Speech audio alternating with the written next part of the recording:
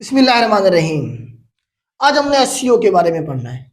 Shanghai cooperation organisation कब बनी, मकसद क्या था बनाने का, कमीशन कौन कौन से सवाल पूछता है यहाँ से, ये सारे आज हम डिस्कस करेंगे। तो बेटा ये मैप देखें पहले। ये हमारे पास जो नजर आ रहा है आपको रेड कलर में, ये वाला, ये सारा हमारे पास रशिया है। रशिया से पहले आपको बताया क्या था, यूएसएसआर था। यूएसएसआर में 15 मुल्क शामिल थे। रशिया के अलावा 14 मुल्क थे। 15 कंट्रीज थे इस रीजन में। ये सारे छोटे छोटे जो कंट्रीज हैं, ये सारे 15 के करीब कंट्रीज थे यूएसएसआर में। 1991 में यूएसएसआर टूट गया, ब्रेक हो गया, और यूएसएसआर से 14 कंट्रीज जो थे वो इससे अलग हो गए। इसके बॉर्डर के साथ साथ ये जिस तरह हमारे पास यहाँ देखे सेंट्रल एशियन कंट्रीज हैं, इसमें कजाकिस्तान, उज्बेकिस्तान, तुर्कमेनिस्तान, ताजिकिस्तान, ये सारे रशिया से अलग हुए, यूएसएसआर से अलग हुए। इसी तरह से अगर हम इधर देखें अजरबैजान, जॉर्जिया, आर्मीनिया, ये रशिया से अलग हुए। यूरोप में देखें तो हम बेलारूस से लटविया, लिथुआनिया, बाल्टिक कंट्रीज 3 अलग हो गए। उसके बाद नीचे आए तो यूक्रेन अलग हो गया इससे। और इसके अलावा और आप नीचे देखें मोल्डोवा, बल्गेरिया, रोमानिया, ये सारे के सारे कंट्रीज रशिया से अलग हुए। तो 14 मुल्क जो बॉर्डर के करीब करीब थे रशिया के, यहाँ पे वो अलग हो गए इससे। अब ये दौर अगर देखा जाए तो उस दौर में आपको पता कोल्ड वार का दौर था। एक अमेरिका का कैंप था, एक रशिया का कैंप था। अमेरिका का कैंप जो था, अमेरिका के अलावा उसके साथ यूरोप वाले सारे लोग जो कंट्रीज थे वो अमेरिका के साथ थे। रशिया के साथ वो वार्सा पैक्ट और बहुत सारे कंट्रीज रशिया के साथ थे। अब जब ये रशिया कमजोर हुआ और टूट गया, उसके बाद ये जो कंट्री अलग हुए, आजाद हुए, बॉर्डर के साथ साथ वाले जो कंट्रीज थे, इनकी सिक्योरिटी का और इनके बॉर्डर के इश्यूज पैदा होने थे। तो खतरा ये था कि कहीं इन मुल्कों में आके नेटो ना आ जाए, अमेरिका ना यहाँ पे आके बैठ जाए। और अमेरिका इन कंट्रीज में आके अगर बैठ जाता है, इनके साथ मिल जाता है, तो वो किसके लिए खतरा था? रशिया के लिए खतरा था। तो रशिया के लिए भी खतरा था, यहाँ से चाइना के लिए भी खतरा था। तो इसीलिए रशिया और चाइना ने मिलके 1996 में 1996 में 1996 में शंघाई में मीटिंग की। शंघाई में मीटिंग की और शंघाई 5 की बुनियाद रखी। शंघाई 5 की बुनियाद कब रखी गई बेटा, याद रखिएगा, 1996 में। उसमें रशिया के साथ कजाकिस्तान, कजाकिस्तान के साथ ये किर्गिस्तान और ताजिकिस्तान, तीन मुल्क। ये सेंट्रल एशिया के एक यूएसएसआर से रशिया रह गया था, रशिया 4, 5वां चाइना। तो ये पांचों के पांचों मुल्क इकट्ठे हुए कहा, शंघाई में। और वहां इन्होंने मीटिंग की और किसकी बुनियाद रखी? शंघाई 5 की। शंघाई 5 का मकसद क्या था? एक तो ये जो नए कंट्री बने हैं उनके सिक्योरिटी इन्हें प्रोवाइड करना, दूसरा इनके जो बॉर्डर के इश्यूज हैं उन्हें सेटल डाउन करना, उन्हें रिजॉल्व करना। तो ये जो 5 मुल्क थे, जिसमें रशिया, कजाकिस्तान, किर्गिस्तान, ताजिकिस्तान, 5वां हमारे पास चाइना है, इन्होंने मिलकर बनाई क्या? शंघाई 5। शंघाई 5 के बारे में आए कब बनी? 1996 में बनी। वक्त आगे चला, 2001 की बात है। तो ये साथ में आपको यहाँ पे नजर आएगा छोटा सा मुल्क उज्बेकिस्तान। यहीं पे हमारे पास एक कंट्री नजर आएगा आपको, उज्बेकिस्तान। उज्बेकिस्तान ने कहा जी हमारे भी बॉर्डर के इश्यूज हैं दूसरे मुल्कों के साथ, तो मैं भी इसका हिस्सा बनना चाहता हूं। तो 2001 में उज्बेकिस्तान भी इसका हिस्सा बन गया, शामिल हो गया। अब बजाय के नाम चेंज किया जाता शंघाई 5 से शंघाई 6 मेंबर हो गए ना, तो नाम चेंज किया जाता। कल को फिर 2 मुल्क और आ जाते, फिर शंघाई 7, शंघाई 8। तो मतलब जब भी कोई मेंबर ऐड होता तो हर साल हमें नाम चेंज करना पड़ता। तो अब इन मुल्कों ने सोचा क्यों ना हम इसे एक जर्नल नाम दे दे, शंघाई 5 से इसे नाम दे दिया किसका? एससीओ का। एससीओ का नाम दिया गया शंघाई कोऑपरेशन ऑर्गेनाइजेशन। कब? 2001 की बात है। ये किसके ऐड होने पे?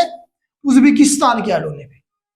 उज्बेकिस्तान जब इसका मेंबर बना तो 2001 में शंघाई 5 से इसका नाम तब्दील करके शंघाई कोऑपरेशन ऑर्गेनाइजेशन रख दिया गया। तो एससीओ कब बनी? 2001 कहना है आपने। एससीओ की पेरेंट ऑर्गेनाइजेशन शंघाई 5, इसी का नाम चेंज किया गया ना। तो कब बनी शंघाई 5? 1996 में बनी। एससीओ कब बनी? 2001 में बनी। अब ये एससीओ बन गई, 6 मुल्क इसके मेंबर हैं। अब यहां साथ बैठा हुआ था पाकिस्तान और इंडिया, ये भी पहुंच गए कि जी हमें भी मेंबरशिप दी जाए इसमें। तो एप्लीकेशन दी गई 2005 में। अल्टीमेटली जून 2017 को इन दोनों मुल्कों का भी मेंबर बना दिया गया, किसका, एससीओ का। सवाल पूछता है पेपर में कि पाकिस्तान कब इसका मेंबर बना, या इंडिया कब बना, या पाकिस्तान के साथ और कौन सा मुल्क था जो एससीओ का मेंबर बना। तो इंडिया और पाकिस्तान दोनों क्या बने, एससीओ के मेंबर बने, कब, 2017 में, जून 2017 की ये बात है। साल जरूर याद रखिएगा, एग्जैक्ट डेट नहीं पूछी जाती, अगर पूछ ली जाए तो मेरे ख्याल से 9 जून है एग्जैक्ट, मजीद आप इसे काउंटर चेक कीजिएगा। 9 जून 2017 को पाकिस्तान और इंडिया भी इसका हिस्सा बन गए। अब कितने मेंबर हो गए, पहले 6 थे, अब 2 ये और आ गए, 8 मेंबर हो गए। अब उसके बाद यहाँ साथ बैठा हुआ था ईरान, ये वाला जो कंट्री है हमारे पास, क्या ईरान है, पाकिस्तान के साथ यहाँ पे ईरान मौजूद है, साउथ वेस्टर्न साइड पे। अब ईरान ने कहा जी मुझे भी हिस्सा बनाया जाए इसमें।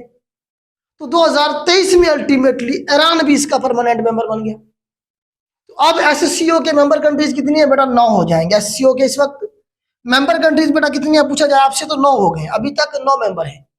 कुछ ऑब्जर्वर स्टेट है, जैसे यहाँ पे हमारे पास बेलारूस है, और ये मंगोलिया है। देखें ये मंगोलिया आपको नजर आ रहा होगा, रशिया और चाइना के दरमियान में मंगोलिया भी इसकी ऑब्जर्वर स्टेट है, मतलब फ्यूचर में मेंबर बन सकते हैं। बेलारूस इसकी ऑब्जर्वर स्टेट है, बिलारस जिसे हम कहते हैं, वो भी मेंबर बन सकता है।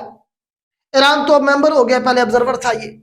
तो इस तरह से 2 इसके ऑब्जर्वर स्टेट्स हो जाएंगे और 9 इसके परमानेंट मेंबर हो जाएंगे।